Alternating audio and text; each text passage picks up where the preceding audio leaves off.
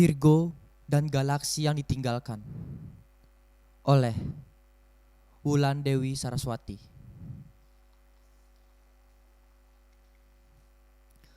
Tokoh Virgo, wanita berusia 55 tahun, seorang bidan. Bumi, wanita hamil berusia 35 tahun. Bima Sakti, pria berusia 56 tahun, pebisnis, suami Virgo.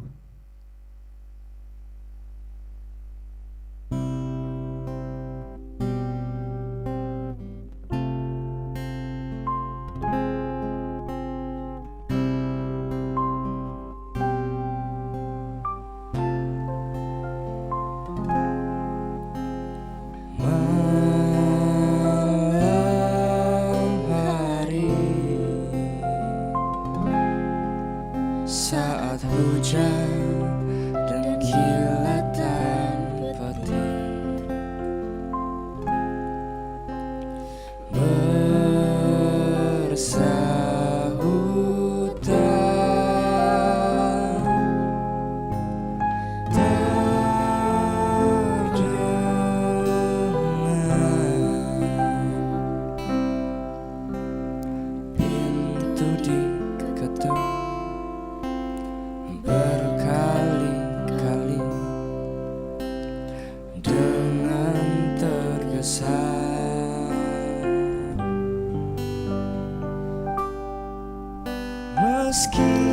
Malam hari, saat hujan dan kilatan petir bersahutan,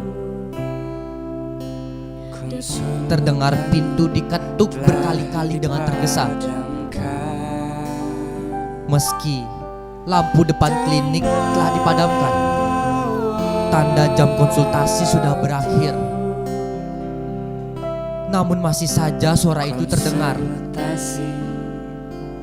Suara ketukan itu bersahutan dengan suara pembawa acara televisi yang menyiarkan ramalan cuaca, kemudian disusul laporan jumlah kasus kematian akibat pandemi COVID-19. Suara itu Virgo mencoba memeriksa siapa yang datang di antara kilatan petir. Virgo kedatangan seorang pasien dengan badan yang basah diguyur hujan. Virgo mematikan televisi yang ada di dekat meja kerjanya, kemudian menyalakan lampu depan. Ia mempersilahkan pasien itu berbaring di ranjang. Pasien itu melihat-lihat ruang praktik bidan yang berantakan. Beberapa alat medis yang telah digunakan bertebaran di atas meja. Tabung oksigen yang berkarat dan lemari kaca yang dipenuhi obat-obatan tak diatur sesuai abjad. Virgo mencari alat pengukur tensi dan suhu di laci meja. Ia kenakan baju medis dan mengalungkan stetoskop sambil membuka percakapan. Ya ampun, hujan-hujan begini datang ke klinik. Kan bisa telepon. Ini rahasia. Oh ayolah, tidak ada yang lebih rahasia dari musim terkutuk ini. Seharusnya sekarang tidak musim hujan, tapi yang datang justru badai. Kau basah sekali, Bumi. Benar kau, Bumi. Iya, maaf. Mau teh? Tunggu sebentar ya. Kebetulan aku sedang memanaskan air. Virgo pergi ke dapur, sedangkan Bumi mengusap badannya dengan handuk sambil menatap tajam ruang praktik. Aku terbiasa menghirup aroma dupa setiap ada pasien yang datang. Aromanya menenangkan. Oh maaf, ternyata gasnya habis. Nanti Bima Sakti, suamiku yang akan membawakan tehnya. Jangan sungkan ya. Lagi pula, aku dan suamiku sudah lama kenal kamu. Sudah berapa tahun cahaya kita tidak bertegur sapa. Jadi rindu masa-masa kita bekerja sama dulu. Jika kamu masih bekerja di kantor kami, pasti segalanya jadi lebih baik. Maaf, aku sedang butuh bantuan. Aku mau aborsi. Hah? Maaf, itu tidak ada dalam penawaranku dan tidak ada di menu pelayananku. Maukah kau melakukannya? Aku takut mengecewakanmu. Maaf Bumi, sebagai seorang Virgo, keputusan yang kuambil sangat tegas dan bulat sempurna. Kau tidak berhak menolak. Aku yang mengambil keputusan karena aku yang bertanggung jawab. Jelas, karena kau takut. Maaf Bumi, aku tidak akan merendahkan profesiku. Baik, lebih baik aku buang diri. Jangan bergentayangan menggangguku ya. Jadi, kau bersedia? Tidak juga. Dengar, kau pikir mudah melakukannya? Bayangkan kalau satu desa akan mengadakan upacara besar untuk kematian yang disengaja itu. Satu desa sudah tahu aku positif COVID. Namaku sudah tercemar. Tak banyak orang mendekat. Aku dikucilkan. Ini wabah. Terlebih ibu hamil lebih mudah terserang. Imunitas sedang rendah. Saat aku dan tim tenaga kesehatan datang ke rumahmu, tentu kami berharap tidak ada kasus yang berat. Saat itu kau sungguh pucat dan sesak. Cepat-cepat aku ambil alat tensi pengukur oksigen dan ambil spesimenmu. Apakah aku akan percaya kalau spesimen yang kau ambil benar-benar milikku? Mungkin saja kau menukarnya. Puskesmas kami tidak selancang itu. Lagi pula, buat apa kami melakukan manipulasi? Uang insentif dari tahun awal pandemi juga belum kami terima. Kami hanya bidak-bidak korporat. Tindak tanduk kami harus tunduk pada aturan. Jika lab sudah menyatakan kau positif, aku tidak bisa bicara apa lagi. Bahkan, aku bersedia mengantarmu mencari rumah sakit, meski beberapa rumah sakit penuh. Aku masih belum yakin dengan itu. Maka, aku minta pertanggungjawabanmu. Kau ingin menuntutku atas bantuan yang kuberikan. Kau pikir mudah mencari rumah sakit? Ranjang rumah sakit makin minim, oksigen yang terbatas, dan pakaian kami yang pengap. Kami seperti bungkusan mayat. Atau pocong? Sebut saja astronot. Setidaknya di luar angkasa tidak ada makhluk konspirasi macam kau. Keraguanmu tidak beralasan. Aku tak bisa menerima kenyataan aku hamil. Terlebih lagi, aku diwajibkan isolasi di rumah sakit. Perubahan iklim ini membuatku tak bisa bergerak lagi. Orbitku sudah penuh polusi. Sungguh sulit menjadi orang yang dikucilkan bukan karena kesalahan yang kubuat. Bahkan kehamilan ini bukan yang kuharapkan. Kau harus membantuku. Aku seperti dihujani meteor. Sangat mengguncang. Hatiku terbakar mendapat serangan dan dentuman dari orang-orang. Mereka berlidah api. Bukan saatnya untuk menyalakan emosi. Kita hidup di poros kita. Di poros inilah kita mengambil keputusan. Betapa beruntungnya kau sudah bisa pulih dari virus mematikan. Betapa seluruh alam semesta ini mencintaimu. Lihatlah, kau dikaruniai kehamilan. Kau adalah bumi yang akan selalu ditemani bulan. Betapa manisnya melihat setiap fase pertumbuhan bulan. Dia akan menghiburmu di setiap kegelapan. Percayalah. Terdengar seperti mengasihani diri sendiri. Bulan, hanyalah bulan yang selalu membututi bumi. Seolah cermelang, namun malang. Nampaknya kita berada di planet yang berbeda. Aku sulit menerjemahkan pikiranmu. Sudahkah kau renungkan bila janin itu dimusnahkan? Terlebih lagi saat roh janin itu melayang-layang tanpa gravitasi dan tak tahu orbit yang pasti. Sungguh berdosa kita. Dosa? Kau tahu, tidak punya keturunan juga sebuah dosa. Rohmu akan tertelan lubang hitam. Setidaknya aku berevolusi. Ada banyak hal yang terjadi di hidupku. Kini aku telah pulih. Lagi pula, aku paham benar kesibukan suamiku. Pernikahan kami sangat bahagia. Dia banyak membantu penyembuhanku. Kau tentu tahu bahwa suamiku memiliki banyak teman. Banyak dari mereka yang menawarkan bisnis, terutama bisnis penerbangan. Teman-temannya yang pilot merasa suamiku punya bakat untuk pengembangan bisnis. Mulai dari agen perekrut awak kabin hingga proses pemasaran. Bukankah kau sudah tahu? Bisnisnya bukannya terbang, malah tumbang. Namanya bisnis, itu biasa. Kami bertemu Haley, warga Jerman. Dia adalah wanita yang penuh visi dan sangat rupawan. Setelah banyak diskusi dengannya, alhasil kami bisa menjadi agen penerbangan yang kompeten. Ya, meski kini dia menghilang. Saat itu pula bisnis kami pincang. Kami tak punya perlindungan. Terlebih, hal itu memicu penyakitku. Kenangan masa silam dan trauma yang kembali mengguncang. Haley, wanita yang datang seperti komet, memikat dan mematikan.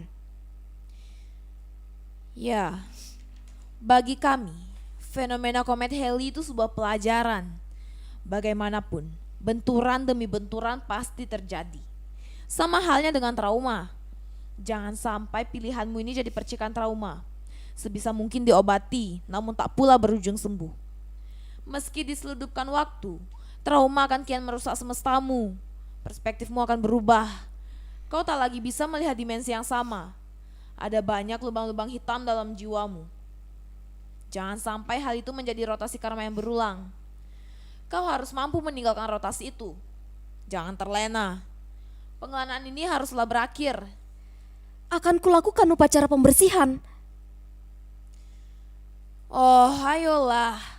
Siapa yang dapat membersihkan debu-debu di seluruh galaksi ini? Mustahil. Kenapa kau tidak kawin lari saja? Atau kau bisa melahirkan dan titip anakmu di panti? Keputusanku sudah bulat. Menggugurkan kandungan bukan berarti mengoyak-ngoyak rahim. Kita sedang menggagalkan terbentuknya jagat raya. Energi-energi kosmos akan jadi berantakan. Resikonya bukan main. Bagaimana kalau aku membiayai pernikahanmu? Aku tidak ingin menikah. Bisa kita fokus? Mengapa?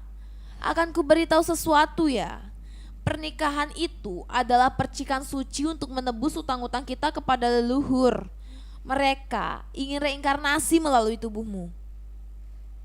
Ayahnya laki-laki. Tentu sudah jelas. Aku ingin istri. Apa? Tunggu. Oh baik, aku paham. Jadi Aku akan mengadopsi anak itu. benar-benar Bersyukurlah, aku punya ide terbaik. tidak tertarik. Ini alasan terbaik. Aku tidak ingin orang desa tahu aku hamil. Paham? Lah, kalau kau suka perempuan, kenapa kau berhubungan dengan lelaki? Karena Kau diperkosa atau semacamnya demi uang. bisakah tidak merendahkanku? Baik, aku akan mengadopsi anakmu. Lagi pula, aku belum punya anak. Berapa uang kau beri? Aku punya warisan. Belum ada yang tahu tentang ini. Kenapa bisa? Ayahku jagal, banyak uang. Pembunuh? Aku tidak yakin. Aku pikir itu takdir keluargamu. Maka takdirmu kini membunuh janin. Tidak mungkin. Karena semenjak itu, aku disembunyikan dan diasuh oleh keluarga pendeta. Oh, tidak heran aroma dupa bertebaran. Kalau itu... Penolak bala.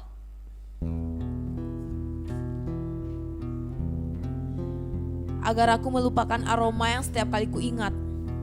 Seperti? Anyir darah. Oh, takut darah. Bukan, hanya bayangan masa lampau. Bima Sakti yang datang membawa minuman teh ke ruang praktik. Mendengar suara kesakitan Virgo, Bima Sakti bergegas mendekati istrinya. Bima Sakti segera memeluk Virgo yang sedang panik. Hei, ada apa? Ayah, kau datang. Kau melihat ayahmu lagi? Aku yakin kau datang sesudah mencuci tanganmu. Ayah, duduklah. Tenanglah, tenang.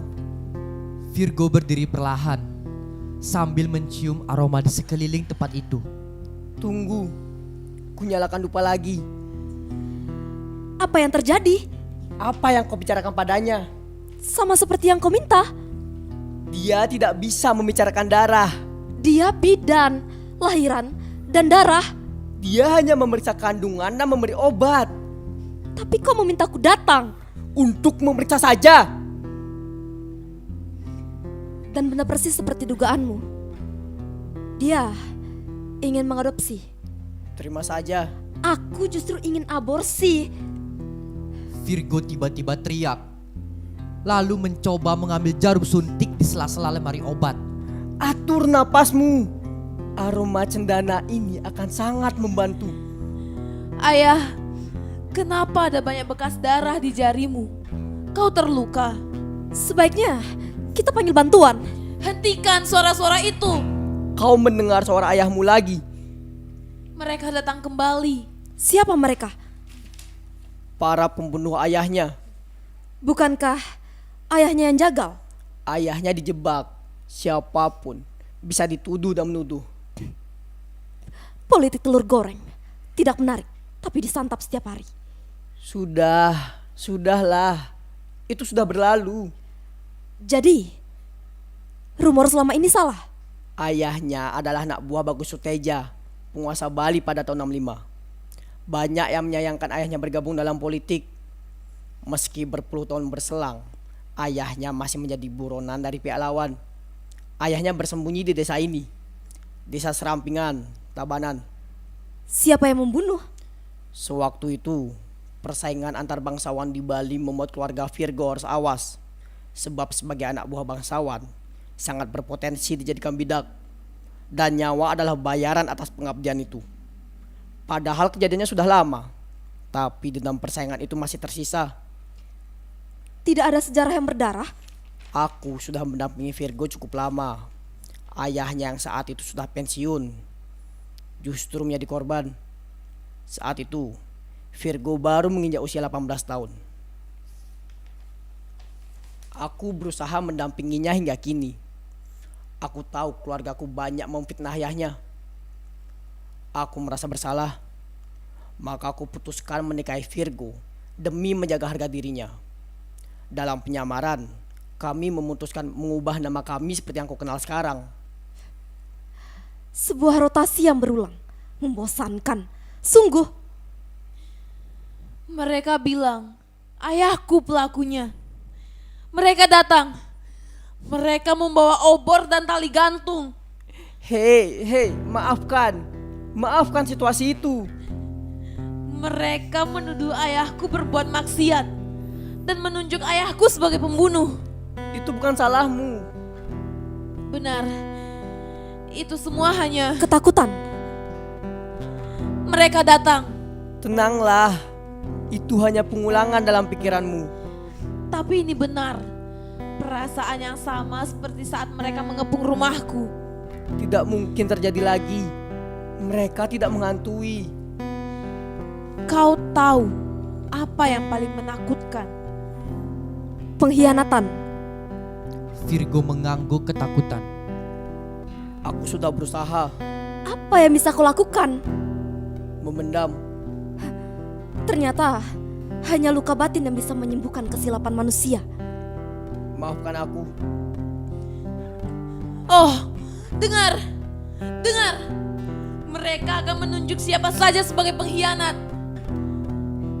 Perasaan itu seperti tak asing. Itu ketukan 6, 5 kali.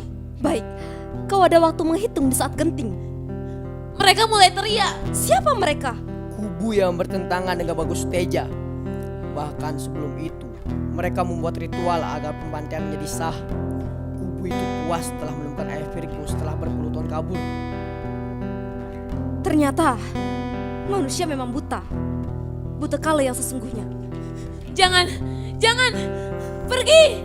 Tidak ada yang ingin melucutimu. Pasti arwah mereka sedang mengintai. Aku sudah menyarankan dilakukan ngaben massal untuk pembersihan desa ini.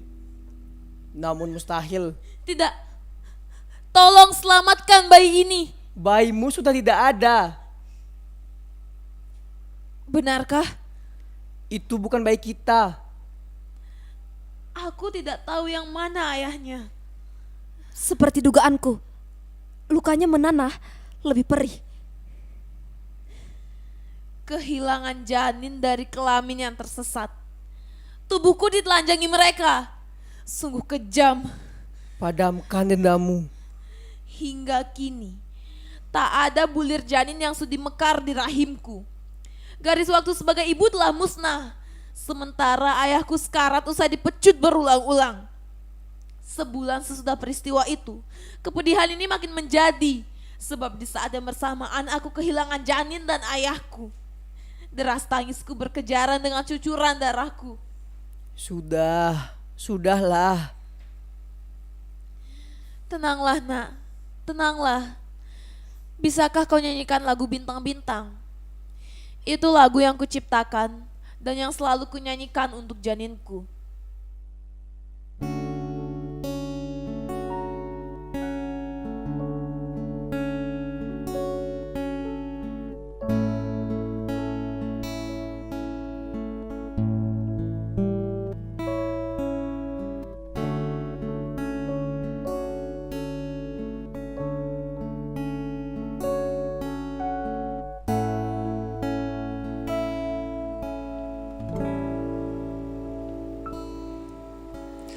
Bintang,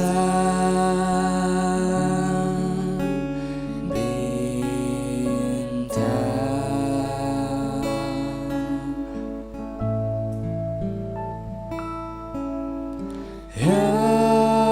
yang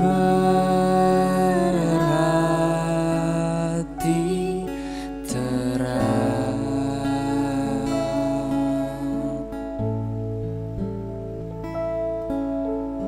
ajaklah aku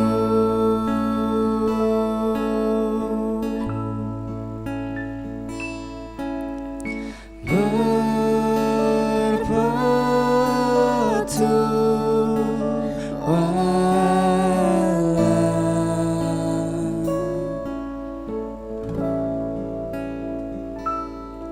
melintasi galaksi yang paling tenang,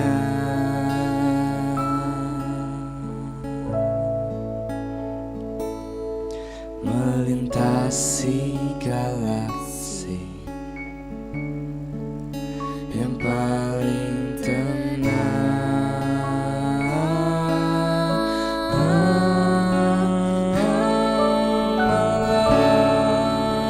Malamku kini malam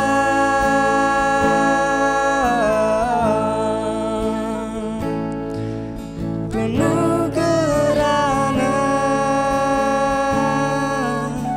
dan darah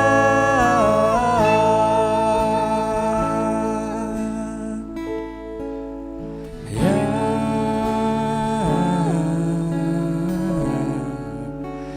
berlinang.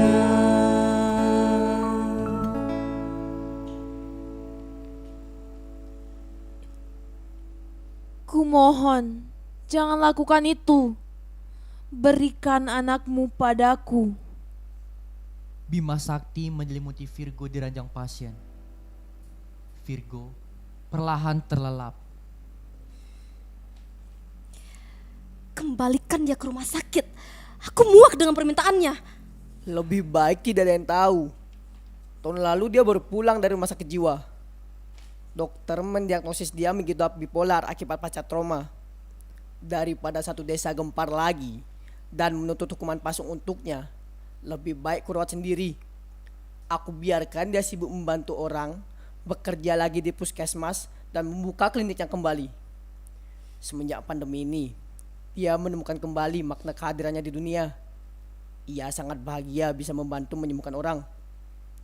Aku harap dia benar-benar pulih. Sampai kapan kamu manipulasi emosinya? Seolah peduli, tapi menyakiti. Kacau, Yang menyarankan ini semua adalah kau. benar-benar kacau.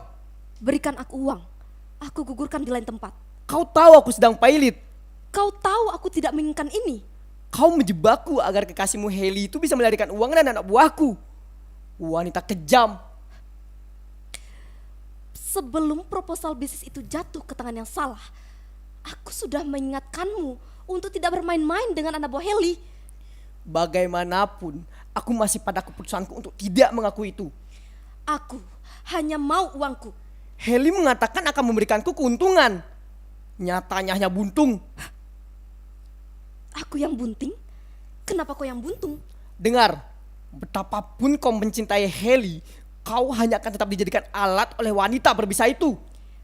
Itikat baik Heli kau sia-siakan. Dia memberimu modal. Manipulatif. Kau membuat Heli pergi dari hidupku. Kini dia tidak ingin memberikanku uang. Ini ulahmu. Sadarlah, kau seorang Bima Sakti. Tetapi ternyata selalu mengaku sebagai korban. Sungguh lemah. Kau hanya bisa meminta maaf atas segala kelalaianmu. Kau pun harus tersadar, dia orang barat yang hanya tahu keuntungan. Dia memanfaatkan kamu dan aku. Aku mencintainya. Karena uang. Wanita itu punya berpuluh helikopter, pesawat jet hingga roket. Dia bisa kabur keluar angkasa. Kau tak akan bisa menyusulnya ke ujung antariksa karena kau adalah bumi. Bumi terdiam. Kita melakukannya sekali karena Aku kesepian. Aku ditinggalkan Heli. aku hanya menemani. Tapi kau menjebakku dengan janin ini. Hus, kecilkan suaramu. Virgo terbangun. Bila istrimu gila, tidak perlu memuaskan hasratmu padaku. Meski aku mirip dengannya. Hentikan! Apa yang kalian sembunyikan? Aku tidak berhak mendengarkan percakapan ini. Tenang, tenanglah. Ini semua ilusimu. Virgo sangat geram dan melemparkan barang. Namun suaranya tak terdengar. Ia tak bisa mengeluarkan suaranya. Suaranya tertelan karena hatinya terlalu terluka. Ia membenturkan kepalanya berkali-kali. Ia menuju Bima Sakti. Menunjuk di depan mata Bima Sakti. Berbicara, tapi tak terdengar suaranya. Mengata-ngatai Bima Sakti. Ia lalu menyeret dan membentak bumi. Namun suaranya tak terdengar. Bumi diseret keluar ruangan oleh Virgo. Bima Sakti menuju tengah panggung, bernyanyi bintang-bintang.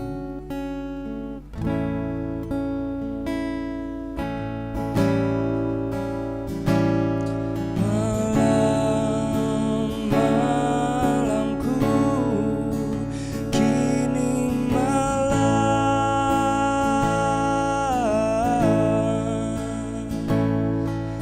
penuh gerhana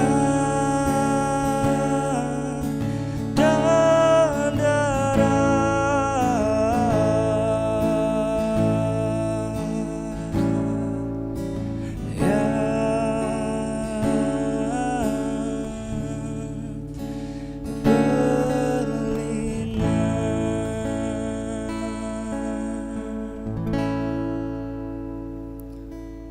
Usai mendengar lagu itu, Virgo terbaring kembali. Bima Sakti mengambil tali. Ia melilitkan tali di pergelangan kaki Virgo. Kemudian dikaitkan keranjang.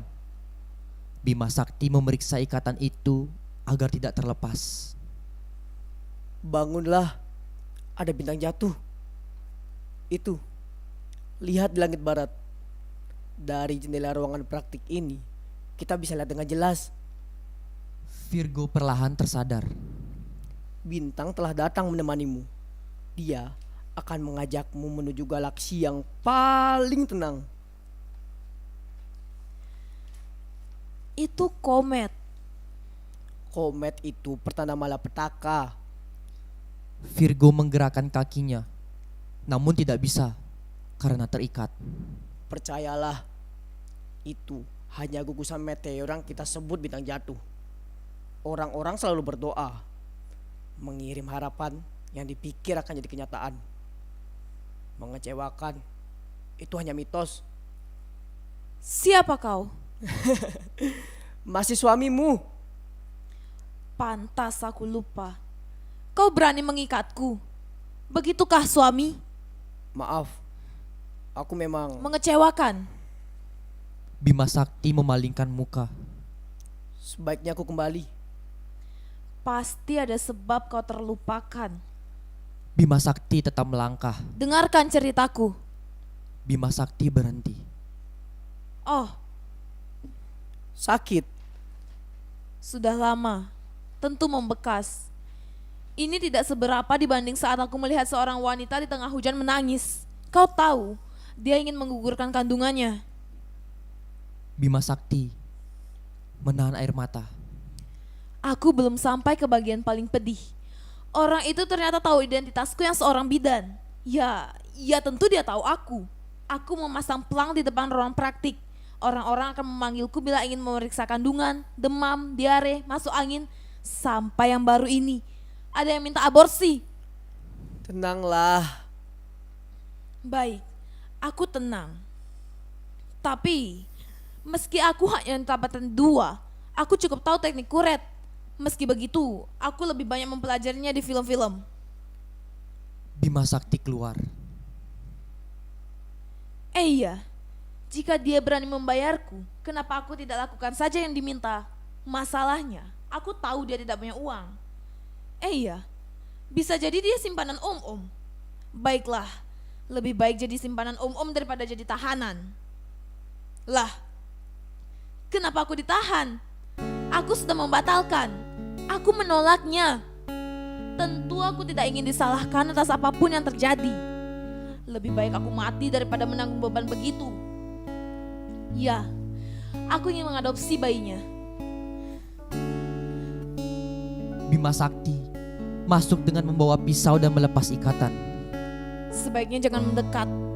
Bagaimana kepalamu? Aku terjatuh. Bukan. Kau membenturkan kepala. Oh, aku pikir. Aku ingin membebaskanmu. Aku akan merawatmu. Sungguh tak menyesal. Virgo perlahan berdiri. Bima Sakti memeluknya. Baiklah, Virgo membalas pelukan Bima Sakti dengan pelukan erat di bagian leher. Semakin lama, pelukan itu semakin kuat hingga Bima Sakti sesak. Hilang nafas.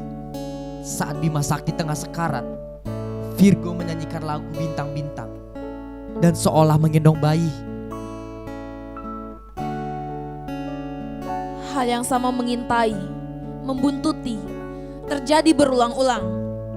Seperti tata surya yang berputar-putar mengitari matahari. Masa laluku dengan tekun mengitariku, sedangkan aku tak bisa beranjak.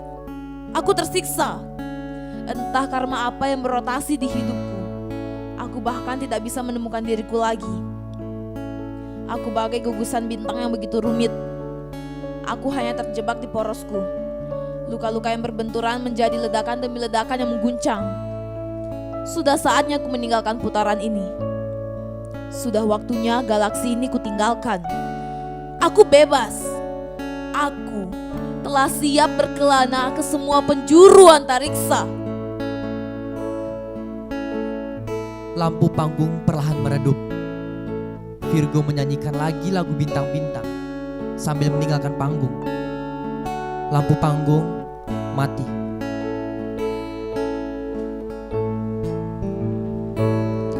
Melintasi galaksi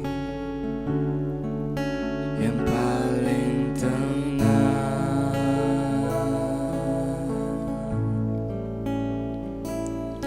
melintasi